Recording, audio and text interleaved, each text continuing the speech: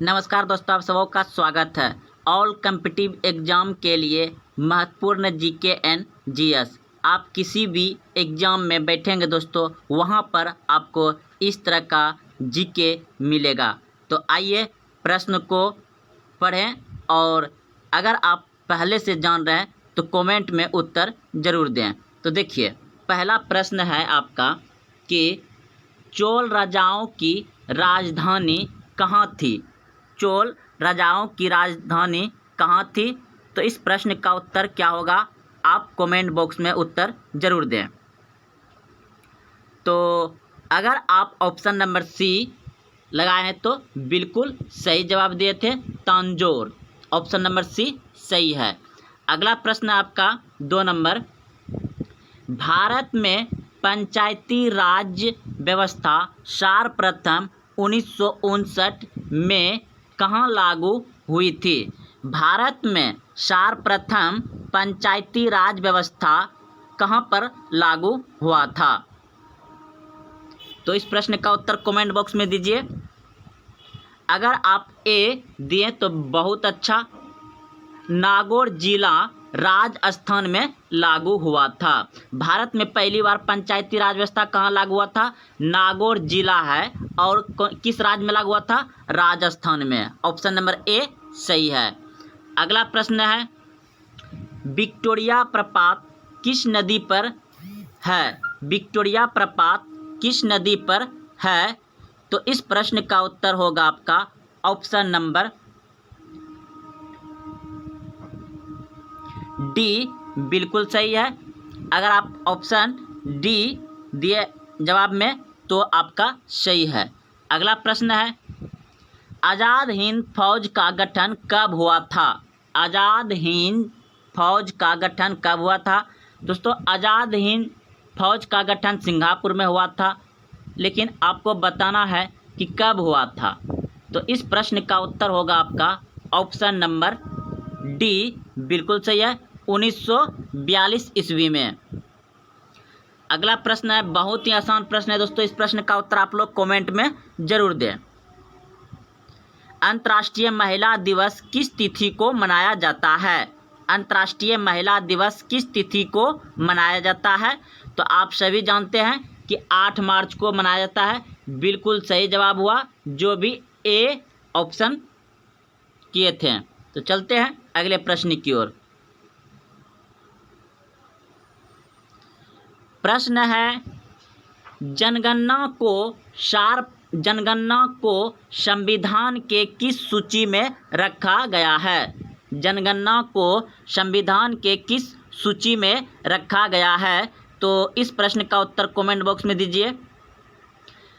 संघ सूची, राज्य सूची, सामवर्ती सूची, या इनमें से कोई नहीं?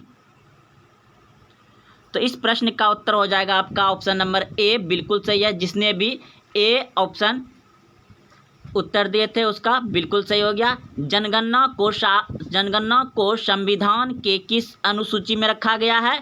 संघ सूची में रखा गया है। प्रश्न है 7 नंबर, राजस्थान की राजधानी कहाँ है? बहुत ही मज़ेदार प्रश्न। राजस्थान की राजधानी कहाँ है? तो जयपुर, आप सभी जानते हैं। ऑप्शन नंबर सी बिल्कुल सही है। अगला प्रश्न है, भारतीय संविधान भारत को किस रूप में वर्णित करता है? भारतीय संविधान भारत को किस रूप में वर्णित करता है? तो इस प्रश्न का उत्तर हो जाएगा आपका ऑप्शन नंबर ए सही है, राज्यों का संघ। अगला प्रश्न है, राज्यसभा द्वारा लोकसभा को धन विधायक कितने दिनों में लौटा दिया जाने चाहिए? प्रश्न है 9 नंबर, राज्यसभा द्वारा लोकसभा को धन विधायक कितने दिनों में लौटा दिए जाना चाहिए? तो इस प्रश्न का उत्तर हो जाएगा आपका ऑप्शन नंबर सी, बिल्कुल सही है, 14 दिनों में। जो भी ऑप्शन सी कमेंट में दिए उसका बिल्कुल सही है। ऑप्शन सी बिल्कुल जवाब सही हो गया। प्रश्न है, शिक्षा को किस सूची में रखा गया है? शिक्षा को किस सूची में रखा गया है? तो इस प्रश्न का उत्तर दीजिए कमेंट में अगर आप जान रहे हैं तो शिक्षा को सामवर्ती सूची में रखा गया है। ऑप्शन सी बिल्कुल सही है। ऑप्शन सी सामवर्ती सूची में रखा गया है। जिसने भी ऑप्शन सी जवाब दिए बिल्कुल सही है। प्रश्न है, राजस्थान के विधानसभा में सदस्यों की संख्या कितनी है? राजस्थान के विधानसभा में सदस्यों की संख्या कितनी है? तो इस प्रश्न का उत्तर हो जाएगा आपका ऑप्शन नंबर डी, बिल्कुल सही है, 200। अगला प्रश्न है,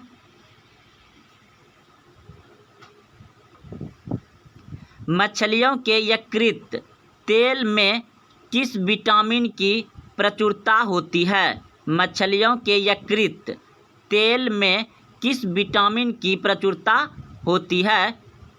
तो इस प्रश्न का उत्तर हो जाएगा आपका ऑप्शन नंबर ए, बिल्कुल सही है, विटामिन डी। Vitamin D. बहुत ही मज़ेदार प्रश्न है दोस्तों। थार मरुस्थल कहाँ स्थित है? राजस्थान में, गुजरात में, आंध्र प्रदेश में, उड़ीसा में। तो दोस्तों भारत में मरुस्थल एक ही राज्य में है, राजस्थान। तो थार मरुस्थल कहाँ है? राजस्थान। जिसने भी ए जवाब दिए बिल्कुल सही है, option number A, Rajasthan. Thar मरुस्थल कहाँ है? राजस्थान में। प्रश्न है, राजस्थान के गांधी किसे कहा जाता है? तो इस प्रश्न का उत्तर दीजिए कमेंट में अगर आप जान रहे हैं तो।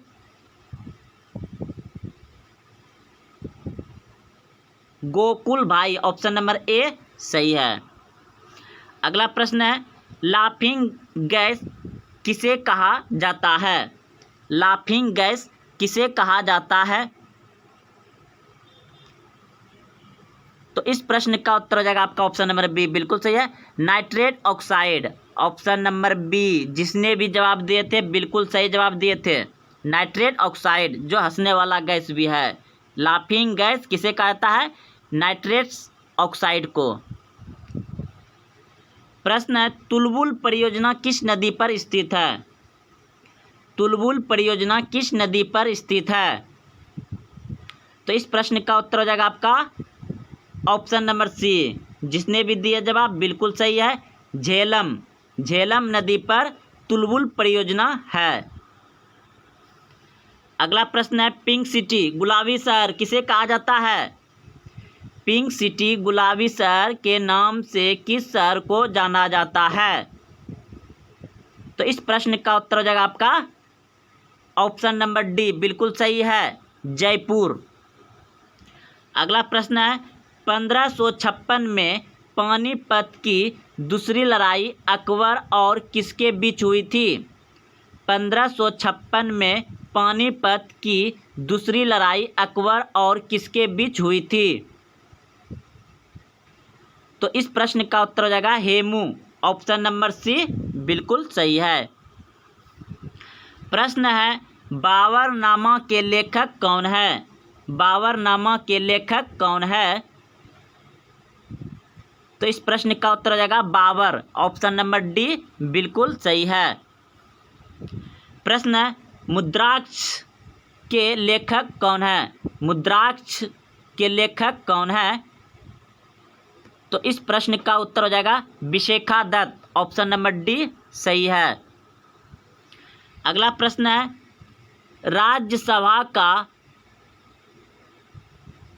वेतन अध्यक्ष कौन होता है? राज्यसभा का प्रधान अध्यक्ष कौन होता है? तो इस प्रश्न का उत्तर हो जाएगा आपका ऑप्शन नंबर सी, बिल्कुल सही है, राष्ट्रपति।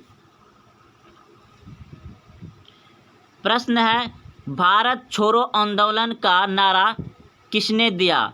भारत छोड़ो आंदोलन का नारा किसने दिया? तो इस प्रश्न का उत्तर हो जाएगा आपका ऑप्शन नंबर ए, बिल्कुल सही है, महात्मा गांधी ने।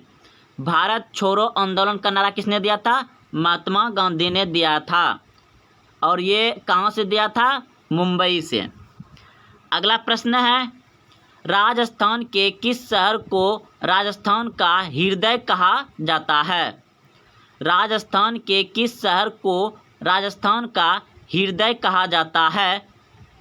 तो इस प्रश्न का उत्तर हो जाएगा आपका ऑप्शन नंबर सी, बिल्कुल सही है, अजमेर शरीफ। ऑप्शन सी बिल्कुल सही है। प्रश्न है, सुंडा जल डमरू मध्य किनके बीच स्थित है? सुंडा जल डमरू मध्य किनके बीच स्थित है? तो इस प्रश्न का उत्तर हो जाएगा जावा सुमित्रा, जावा और सुमित्रा के बीच। ऑप्शन नंबर ए सही है। प्रश्न है, दिलवारा का जैन मंदिर कहाँ पर स्थित है? दिलवारा का जैन मंदिर कहाँ पर स्थित है? तो इस प्रश्न का उत्तर हो जाएगा आपका ऑप्शन नंबर ए। जिसने भी जवाब दिया बिल्कुल सही जवाब दिए, राजस्थान में। प्रश्न है, अंतिम मुगल बादशाह कौन था? अंतिम मुगल बादशाह कौन था? तो इस प्रश्न का उत्तर हो जाएगा आपका ऑप्शन नंबर सी। जिसने भी जवाब दिए बिल्कुल सही जवाब दिए, बहादुर शाह जाफर द्वितीय। ये मुगल वंश का अंतिम राजा था, ये मुगल वंश का अंतिम बादशाह था, बहादुर शाह जाफर द्वितीय। अगला प्रश्न है, एंजाइम मूल रूप से क्या होता है? एंजाइम मूल रूप से क्या होता है? बिल्कुल सही जवाब आपने दिए, डी ऑप्शन नंबर सही है, प्रोटीन। एंजाइम मूल रूप से क्या है? प्रोटीन। अगला प्रश्न है, विश्व स्वास्थ्य दिवस किस तिथि को मनाया जाता है? विश्व स्वास्थ्य दिवस किस तिथि को मनाया जाता है? 7 अप्रैल को, बिल्कुल सही, ऑप्शन नंबर बी सही है, 7 अप्रैल को विश्व स्वास्थ्य दिवस मनाया जाता है। प्रश्न है, भारत में एकमात्र ब्रह्म मंदिर कहाँ पर स्थित है? ब्रह्मा मंदिर कहाँ स्थित है? भारत में एकमात्र ब्रह्मा मंदिर कहाँ पर स्थित है? तो इस प्रश्न का उत्तर हो जाएगा Pushkar, Ajmer. Option number C सही है, अजमेर में स्थित है, पुष्कर अजमेर में स्थित है ब्रह्मा मंदिर। अगला प्रश्न है, 2.5 दिन का झोपड़ा मस्जिद कहाँ पर स्थित है? 2.5 दिन का झोपड़ा मस्जिद कहाँ पर स्थित है? तो इस प्रश्न का उत्तर हो जाएगा अजमेर। ऑप्शन नंबर बी सही है। प्रश्न है, विजयनगर के अवशेष किस नदी के तट पर स्थित है? विजयनगर के अवशेष किस नदी के तट पर स्थित है? तो इस प्रश्न का उत्तर हो जाएगा आपका तुंगभद्रो नदी पर, तुंगभद्रो नदी पर। ऑप्शन नंबर डी सही है। प्रश्न है, लिंगराज का मंदिर किस स्थान पर है? लिंगराज का मंदिर किस स्थान पर है? तो इस प्रश्न का उत्तर हो जाएगा आपका ऑप्शन नंबर ए, बिल्कुल सही है, भुवनेश्वर। लिंगराज का मंदिर किस स्थान पर है? तो इस प्रश्न का उत्तर हो गया आपका ऑप्शन नंबर ए, बिल्कुल सही है, भुवनेश्वर, भुवनेश्वर। अगला प्रश्न है, पटाका किस देश की मुद्रा है? पटाका किस देश की मुद्रा है? तो इस प्रश्न का उत्तर होगा आपका ऑप्शन नंबर बी, बिल्कुल सही है, मकाऊ। पटाका किस देश की मुद्रा है? मकाऊ। ऑप्शन नंबर बी सही है। अर्थशास्त्र के जनक किसे कहा जाता है? अर्थशास्त्र के जनक किसे कहा जाता है? तो इस प्रश्न का उत्तर हो जाएगा आपका ऑप्शन नंबर ए, बिल्कुल सही है, एडम स्मिथ। अर्थशास्त्र के जनक किसे कहा जाता है? Adam Smith. Option number A सही है। प्रश्न है, बाण भट्ट किसके दरबारी कवि थे? बाण भट्ट किसके दरबारी कवि थे? तो इस प्रश्न का उत्तर हो जाएगा आपका ऑप्शन नंबर सी। जिसने भी जवाब दिए बिल्कुल सही जवाब दिए, हर्षवर्धन। अगला प्रश्न है 36 नंबर, विजयी स्तंभ कहाँ पर स्थित है? विजयी स्तंभ कहाँ पर स्थित है? तो इस प्रश्न का उत्तर दीजिए कमेंट में। ऑप्शन नंबर सी बिल्कुल सही है, चित्तौड़गढ़। अगला प्रश्न है, पोखरण में प्रथम बार परमाणु परीक्षण कब किया गया? पोखरण में प्रथम बार परमाणु परीक्षण कब किया गया? तो इस प्रश्न का उत्तर क्या होगा कमेंट में जल्दी दें। तो इस प्रश्न का उत्तर होगा आपका ऑप्शन नंबर बी बिल्कुल सही है, 18 मई 1974 को। 18 मई 1974 को। प्रश्न है 38 नंबर, राष्ट्रीय आय का आकलन कौन करता है? राष्ट्रीय आय का आकलन यानी गिनती कौन करता है? तो इस प्रश्न का उत्तर हो जाएगा आपका ऑप्शन नंबर डी बिल्कुल सही है, केंद्रीय सांख्यिकी संगठन। ऑप्शन नंबर डी सही है, केंद्रीय सांख्यिकी संगठन।